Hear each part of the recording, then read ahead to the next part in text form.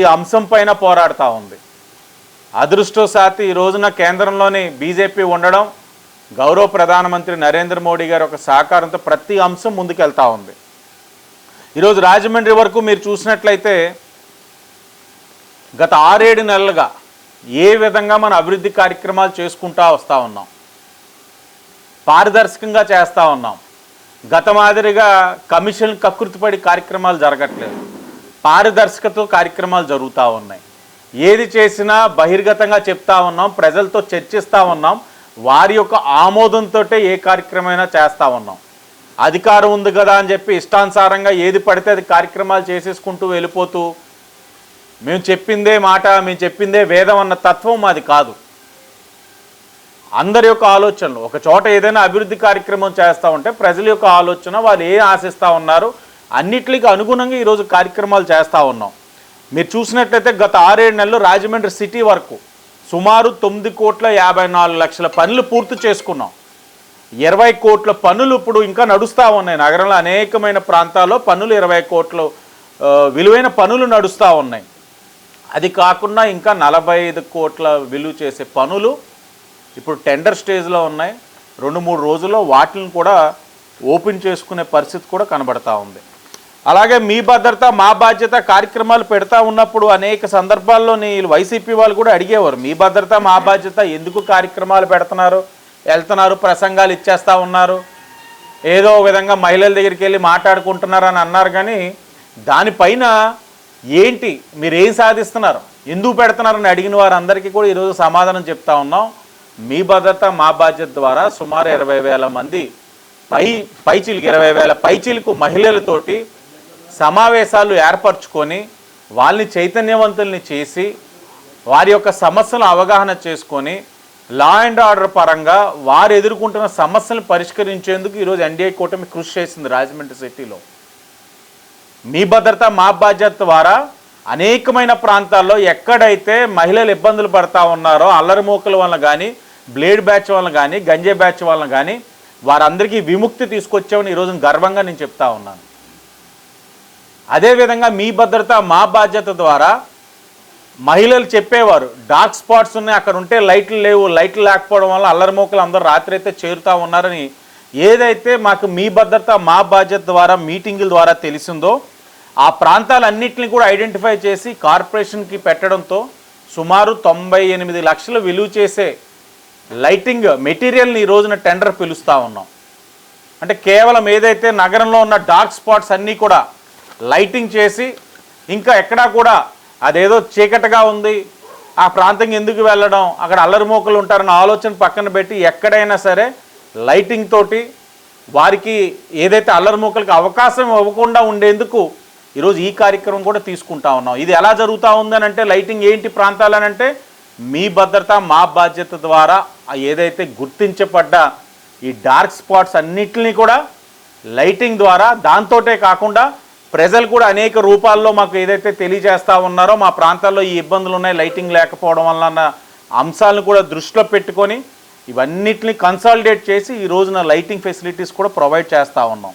అలాగే crime rate విషయం అంటారా, మీకు అనేక సందర్భాల్లో చెప్తూనే ఉన్నా, క్రైమ్ రేట్ ఏదైతే ఉందో అది గణనీయంగా తగ్గుతూ ఉంది. ఈ నగరంలోని ఏదైతే ఎన్డీఏ కూటమి చేస్తున్న కృషి వలన క్రైమ్ రేట్ని చాలా కంట్రోల్ చేయగలిగాం.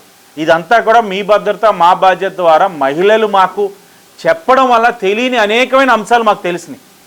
గత 5 సంవత్సరాలు ఏనాడైనా ఈ వైసీపీ వాళ్ళు ఇలా మహిళల దగ్గరికి ఏంటమ్మా శాంతి భద్రతల పరంగా మీకు ఏమైనా సమస్యలు ఉన్నాయా, మీరు ఇళ్లలోంచి రాత్రి 7-8 తర్వాత ధైర్యంగా బయటికి వెళ్ళగలుగుతా ఉన్నారా, 8 తర్వాత మీ ఇంట్లో ఆడపిల్లలు ఉంటే మీ ఇంట్లో ఆడపిల్లని ధైర్యంగా పంపించగలుగుతారా, పక్కనే ఉన్న కిరాణా కొట్టుకు పంపించాలన్నా అన్నది ఏ రోజైనా వైసీపీ వాళ్ళు అడిగారా? గత 5 సంవత్సరాలు ఏ రోజైనా సరే వాళ్ళ దగ్గరికి వెళ్ళి ఇలాంటి సమావేశాలు ఏర్పరిచి మీ ఇళ్లలో మగవారు పని చేసుకొని వస్తూ ఉన్నారు, వారు వచ్చేంత వరకు మీరైనా భయపడుతున్నారా ఏంటి, ధైర్యంగా ఉన్నారా అని ఏ రోజైనా అడగగలిగారా? అడగలేరు. ఎందుకంటే అల్లరిమూకలందరూ మీ వాళ్ళే కదా, మీ ప్రైవేట్ సైన్యమే కదా. మీ ప్రైవేట్ సైన్యం అవ్వడం వలన వైసీపీ వాళ్ళు ఏ రోజు అడగల. కానీ మేము ధైర్యంగా ఈ కార్యక్రమాలు చేస్తున్నాం. ఎందుకంటే మాకు ప్రజల యొక్క ఏదైతే మాన ప్రాణాలు ముఖ్యం, ఆ ఆలోచనతోటే ఈరోజు ఎన్డీఏ కూటమి ముందుకెళ్తా ఉంది. అలాగే ప్రజా దర్బారు ప్రజా దర్బార్లు పెట్టినప్పుడు కూడా ఎందుకు ప్రజా దర్బార్లు పెడుతున్నారు, అక్కడ అర్జీలు తీసుకుంటా ఉన్నారు, అక్కడ అర్జీలన్నీ తీసుకొని పక్కన పాడేశారని అనేక సందర్భాల్లో మాట్లాడుతూ ఉన్నారు వైసీపీ వాళ్ళు. వాళ్ళకి చెప్తా ఉన్నాం, ఈరోజు ప్రజా దర్బార్లో మేము పెట్టిన సమావేశాల వలన అనేక మంది అర్హులైన వారు పెన్షన్లు అర్జీలు పెట్టుకున్నారు, రేషన్ కార్డులు అర్జీలు పెట్టుకున్నారు, అలాగే డ్రైన్లు అడిగారు.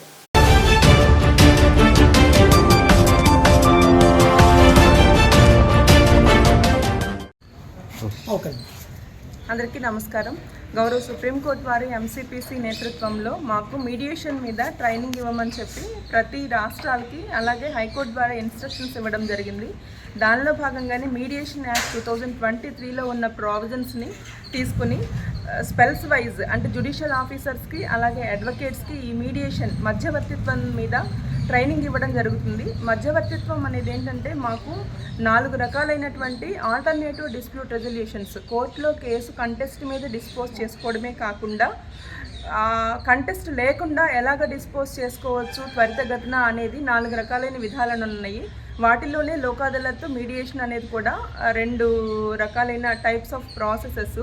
దీనిలో ఏంటంటే మీడియేషన్కి రిఫర్ చేయదగిన కేసులన్నింటినీ కూడా ప్రతి జ్యుడిషియల్ ఆఫీసరు అడ్వకేట్స్ ఐడెంటిఫై చేసి ఇద్దరు పార్టీస్ని పిలిపించి ఇద్దరి ఆమోదంతో మెమో తయారు చేయించి వాటి మీద అడ్వకేట్స్వి పార్టీస్వి సంతకాలు పెట్టించి ఆ టైప్ ఆఫ్ కేసెస్ని కనుక మీడియేషన్ మీద ట్రైనింగ్ తీసుకున్న అడ్వకేట్స్ జ్యుడిషియల్ ఆఫీసర్స్కి రిఫర్ చేస్తే ఆ కేసెస్ని వాళ్ళు 6 మాసాల లోపు ఎప్పుడైనా కానీ స్పెల్స్ వైజ్ అడ్జోర్న్మెంట్స్ తీసుకుని వాళ్ళని సిట్టింగ్స్ పెట్టి అవసరమైతే సింగిల్ సిట్టింగ్స్ కానివ్వండి, డబుల్ సిట్టింగ్స్ కానివ్వండి, అడ్వకేట్స్తో అలా పెట్టించి రాజీ చేసుకునే విధంగా కొన్ని టర్మ్స్ అండ్ కండిషన్స్ రాసుకొని మధ్యవర్తిత్వం ద్వారా కేసుని డిసైడ్ చేయడం జరుగుతుంది. దీనిపైన అప్పీల్ అనే అవకాశం కూడా ఉండదు లోక్ అదాలత్లానే. అలాగే కోర్ట్ ఫీజు కూడా వెనక్కి ఇవ్వబడుతుంది. దీనిలో రాజీ చేసుకున్న వ్యక్తులు ఏవైతే టర్మ్స్ అండ్ కండిషన్స్ రాసుకుంటారో అదే కేసు కాకుండా వాళ్ళ మధ్యన ఉన్నటువంటి వేరే కేసెస్ని కూడా ఈ రకంగా డిస్పోజ్ చేసుకునే అవకాశం ఉంటుంది. దీన్ని త్వరితగతిన చేసుకునే అవకాశం ఉంటుంది. కాబట్టి ఈ టెక్నిక్స్ని ఈ మధ్యకాలంలో ఎక్కువగా ఇంప్లిమెంట్ చేయాలని చెప్పి మాకు హానరబుల్ హైకోర్టు వారు కూడా సర్క్యులర్స్ ఇచ్చున్నారు. ఆ సర్క్యులర్స్లో భాగంగానే మేము వాటిని ఇంప్లిమెంట్ చేస్తూ అలాగే ఈ ట్రైనింగ్ సెషన్స్ పొందిన వాళ్ళందరినీ నామినేట్ చేసి ఆ నామినేట్ చేసిన కేసెస్ని అక్కడికి రిఫర్ చేసుకుని డిస్పోజ్ చేసుకోవడం జరుగుతుంది. మంచిగా ఫ్రూట్ఫుల్గా మేము ఆ రిజల్ట్స్ అనేది తీసుకోవడం జరుగుతుంది.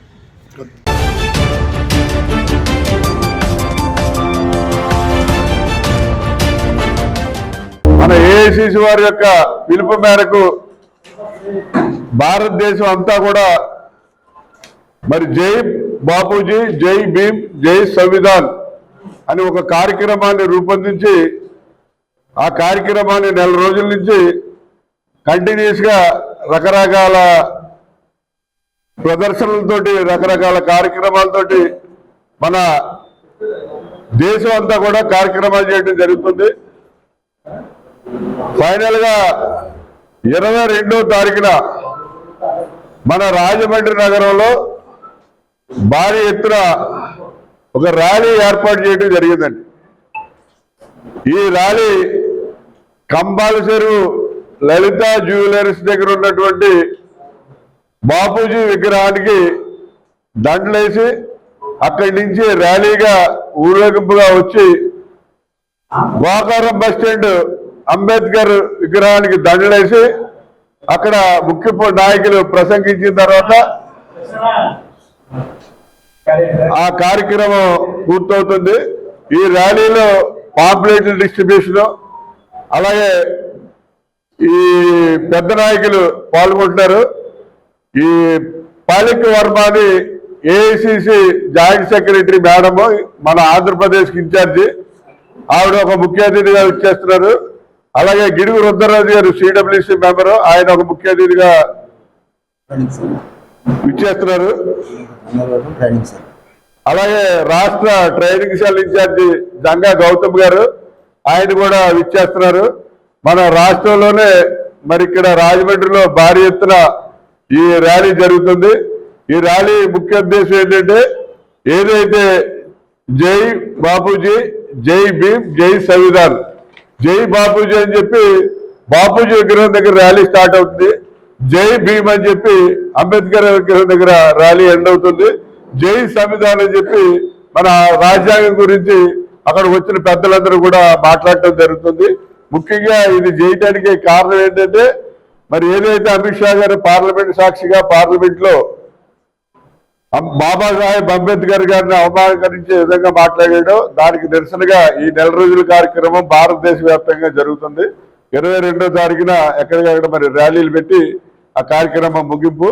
ముఖ్యంగా ఈ పాలిక్ వర్మ గారి కార్యక్రమం ఏంటంటే ఆవిడ రేపు సాయంత్రం 8 గంటలకి రాజమండ్రి ఎయిర్పోర్ట్ కి ఢిల్లీ నుంచి వస్తున్నారు. ఆవిడ వచ్చిన తర్వాత మరుసటి రోజు ఉదయం 10 గంటలకి మన కంపల్సరీ దగ్గరికి వచ్చి ఈ ర్యాలీలో పాల్గొంటారు.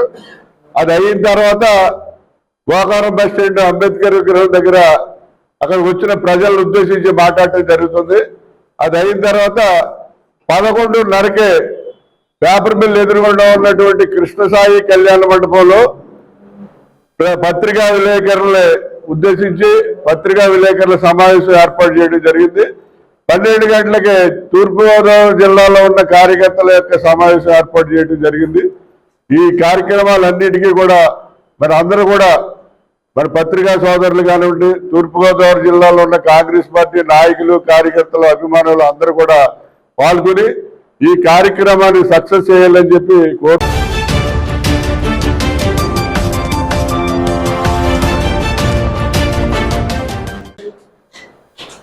ఎన్ లక్ష్మీకాంతమ్మ అనే ఒక ఎరుకల మహిళను, కోలమూరు గ్రామం నిరుపేద ఎరుకల కులానికి చెందిన మహిళ. ఈ అమ్మాయి గతంలో మ్యారేజ్ అయింది, డిస్ప్యూట్ జరిగింది.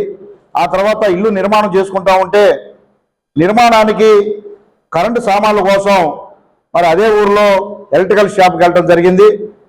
మరి అక్కడున్నటువంటి బీసీ కులానికి చెందినటువంటి గౌడ కులానికి చెందినటువంటి జనశేఖర్ అటువంటి అతను ఈమె నెంబర్ తీసుకొని రోజు ఫోన్ చేస్తూ నేను మంచివాడిని, నాకు పెళ్లి కాలేదు, మీరు నాకు కావాలని చెప్పి వేధించి ఆమెని వలలో వేసుకొని ఆమెని పెళ్లి చేసుకొని ఆ తర్వాత గర్భవతి చేసి ఆ తర్వాత మరి ఆ అమ్మాయిని మరి బలవంతంగా మరి అభాషణ చేపించడం జరిగింది.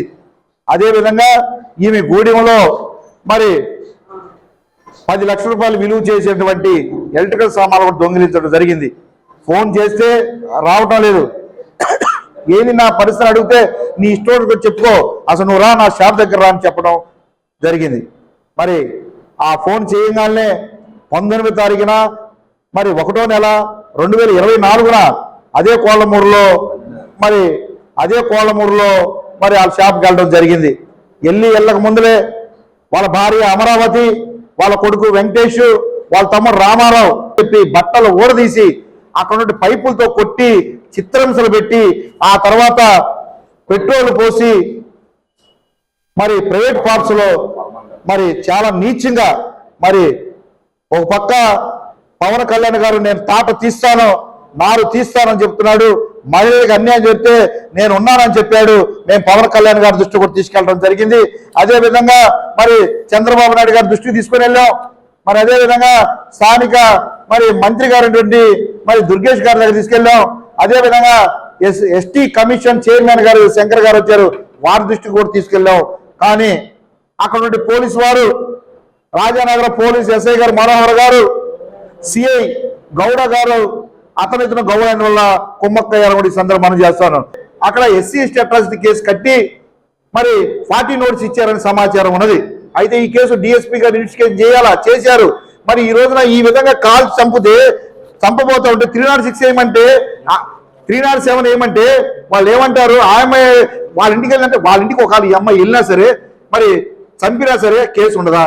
ఒకవేళ వేసి అనుకుందాం, దొంగ అనుకుందామండి, చంపే కొట్టే అధికారం ప్రజలకు కానీ పోలీసులకు కానీ లేదు కదా, చట్టపరంగా శిక్షించాలి కదా. అందుకని మా డిమాండ్ ఏంటంటే ఏదైతే లక్ష్మీకాంతమ్మ కేసులో నీరు గార్చారో దాంట్లో ఎస్సీ ఎస్టీ అట్రాసిటీ లోనే 307 ఆల్టర్ చేయాలా, 354 ఆల్టర్ చేయాలా, చీటింగ్ కేసు నమోదు చేయాలా. నా పేరు నేరుగొంద లక్ష్మీకాంతం సార్. 19వ తారీఖు మధ్యాహ్నం నా షాప్ లో ఉన్న సామాన్లన్నీ తీసుకెళ్లిపోతుండగా చుట్టుప్రక్కల వాళ్ళు నాకు ఫోన్ చేసి ఇన్ఫర్మేషన్ ఇవ్వగా నేను ఆయనకు ఫోన్ చేశాను. ఫోన్ చేస్తే నువ్వు షాప్ దగ్గర రా, మాట్లాడదాం చేద్దామని షాప్ దగ్గర రమ్మన్నారు. నేను అక్కడికి వెళ్ళగా నాకు మాట్లాడే అవకాశం కూడా ఇవ్వకుండా నన్ను జుట్టు పట్టుకొని లోపలికి లాగి జానా రామారావు, జానా వెంకట్టు, జానా అమరావతి, జానా దివ్యశేఖర్ ఈ నలుగురు కలిసి నా జుట్టు పట్టుకొని లాగి నా బట్టలు చింపి నా మీద పెట్రోల్ పోసి కరెంటు పైపులతో చాలా దారుణంగా హింసించారు సార్. నన్ను హింసించగా చుట్టుప్రక్కల వారు గమనించి పోలీసు వారు ఫోన్ చేయగా వాళ్ళు వచ్చి నన్ను ప్రైవేట్ హాస్పిటల్కి తరలించారు. ప్రైవేట్ హాస్పిటల్ తరలించగా అక్కడి నుంచి నేను డబ్బులు కట్టుకోలేక బయటకు వచ్చాను. వచ్చాక నా తల్లి తర్వాత రోజు ప్రభుత్వ హాస్పిటల్కి తీసుకెళ్ళింది సార్. అక్కడ ఎమ్మెల్సీ అయింది సార్. ఎమ్మెల్సీ అయిన తర్వాత అక్కడ కంప్లైంట్ నేను చెప్పినట్టు రాయనివ్వకుండా వాళ్ళకు అనుకూలంగా రాయించారు సార్ కంప్లైంట్.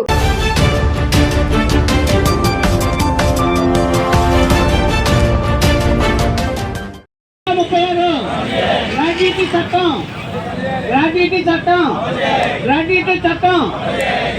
చట్టం సహకార సంఘాలు 2019 తర్వాత నియమితులైన వారిని మా కోరికలు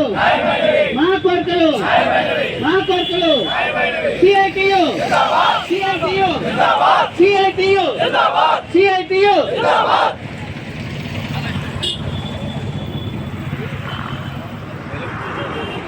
ఎవరైనా మాట్లాడేవాళ్ళు ఉంటే రావాల్సి. నేను ఆంధ్రప్రదేశ్ రాష్ట్ర ప్రాథమిక వ్యవసాయ సహకార పరపతి సంఘాల ఉద్యోగుల యూనియన్ రాష్ట్ర అధ్యక్షుడిగా పనిచేస్తూ ఉన్నాను. మా సహకార రంగంలో ఉన్నటువంటి ప్రాథమిక వ్యవసాయ సహకార రంగంలో ఉన్నటువంటి ఉద్యోగులకి జీవో 36 ప్రభుత్వం అమలు చేయాల్సి ఉంది. దాని నిమిత్తం 6 సంవత్సరాల నుంచి మేము పోరాటం చేస్తూనే ఉన్నాం. ఈ జీవో ప్రకారంగా మా పే స్కేల్స్ అమలుపరచాలని, అలాగే గ్రాట్యుటీ చట్ట ప్రకారం అమలుపరిచి గ్రాట్యుటీ ఇవ్వాలని, అలాగే 2019 తర్వాత ఉద్యోగుల్ని రెగ్యులర్ చేసి కొనసాగించాలని, అలాగే ఉద్యోగులకి డ్యూటీలో పెట్టినటువంటి శాలరీస్ని అది శాలరీస్గానే గుర్తించి రద్దు చేయాలని, ఇటువంటి ప్రధానమైన డిమాండ్లతోటి మేము ఒక షెడ్యూల్ ప్రోగ్రాము ఇవ్వడం జరిగింది. అది జనవరి 10వ తారీఖు జిల్లా కేంద్ర సహకార బ్యాంకుల దగ్గర ధర్నా నిర్వహించాం. అలాగే ఇవాళ రాష్ట్రంలో ఉన్న అన్ని జిల్లా కలెక్టరేట్ దగ్గర మరి ఈ ధర్నాని 20వ తారీఖున ధర్నాన్ని నిర్వహించడం జరిగింది. అలాగే వచ్చి 27వ తారీఖున చెలో విజయవాడ కార్యక్రమం మరి చేస్తూ రాష్ట్ర సహకార నిర్వహించాలని తలపెట్టడం జరిగింది. అప్పటికి కూడా మా సమస్యల పరిష్కారం కాకపోతే 10/2/2025 నుండి నిరవధిక సమ్మె చేయాలని కూడా నిర్ణయం తీసుకోవడం జరిగింది. మరి ప్రభుత్వం సానుకూలంగా స్పందించి మా సమస్యలు పరిష్కరించాలని రాష్ట్ర సహకార బ్యాంకు అలాగే మా కమిషనరు ఆర్సిఎస్ వారు మా సమస్యల పరిష్కారానికి మరి నిర్ణయం తీసుకోవాలని ఈ రాష్ట్ర యూనియన్ తరఫున కోరుతా ఉన్నాను.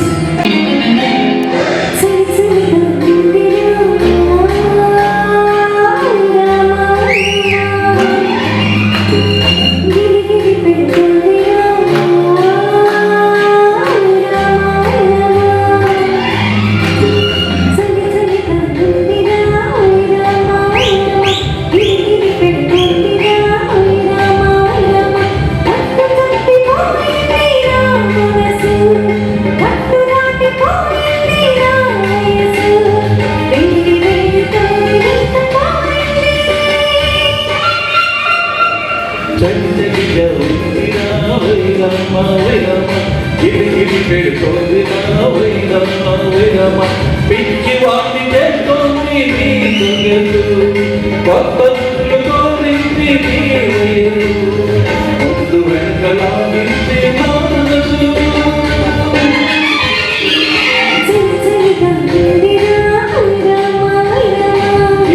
పెడుతోంది రావై రామ వై రామ అవయలా ఎలా ఎలా ఎలా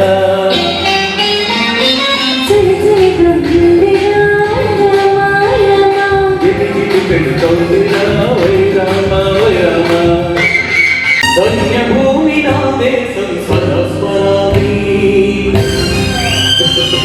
పుణ్యభూమి నా దేశం నమో నమామి ధన్యభూమి నా దేశం సరస్వరామి నన్ను కన్న నా దేశం నమో నమామి అన్నపూర్ణ నా దేశం సరస్వరామి మహామౌల కన్న తల్లి నా దేశం మహోజ్వలిత చరిత కన్న భాగ్యోదయ దేశం నా దేశం ధ్వజమెత్తిన ప్రజాపతి మతోన్మాద శక్తులు చురకత్తులు కల్పిస్తే మానవతుల మాంగళ్యం మంట కలుపుతుంటే ఆ శుద్ధ రాజకీయానికి రుద్రనేతుడై లేచి మాతృభూమి నుదిటిపై నెత్తుడి తిలకం దిద్దిన మహావీరుడు సార్వభౌముడు అతి భయంకరుడు కట్ట బ్రహ్మణ అతి వీరపాండ్య వంశాంకుర సింహ గర్జన అదిగో అతి భయంకరుడు కట్ట బ్రహ్మణ అతి వీరపాండ్య వంశాంకుర సింహ గర్జన ఒరే ఎందుకు కట్టాలి రాసిస్తూ నారు పోసావా నీరు పెట్టావా కోత పోసావా కుప్ప నుంచావా ఒరే తెల్ల కుక్క కష్టజీవుల ముస్లిం ఎదుగులు తిరిగి బ్రతికే నీకు శిష్టెందుకు కట్టాలిరా అని కళ్ళపేట సంకెళ్ళు తెంచి స్వరాజ్య పోరాటమెంచి ఉరి కొయ్యల ఉప్పు పాలు తాగాడు కన్న భూమి బడిలోనే ఉన్నాడు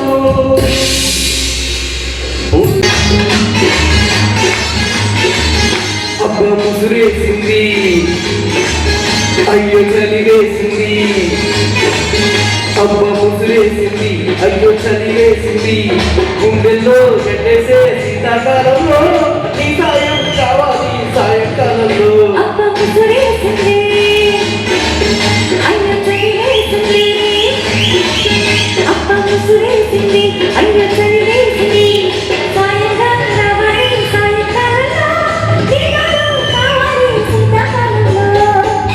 గులాబీ కన వేసుకునే ఆకలౌత చలిగా బోడు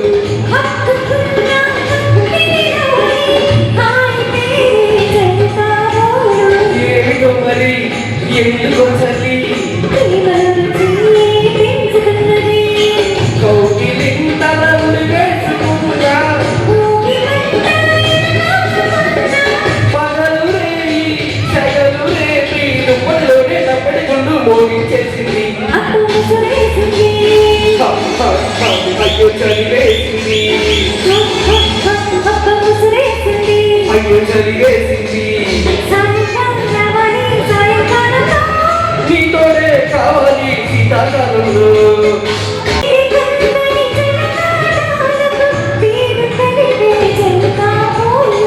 ఎదురపోయిన నిన్నటి వలపుల మేలుకొని చలిగా ఈడుకైది కొత్త ఊపిరి కలిసి ముద్దుల గడిపేసుకుంటా పెరపెరలనే చలిగా మనతో గుప్పటిలోనే గుజ్జలు గుళ్ళు ఆడించేసింది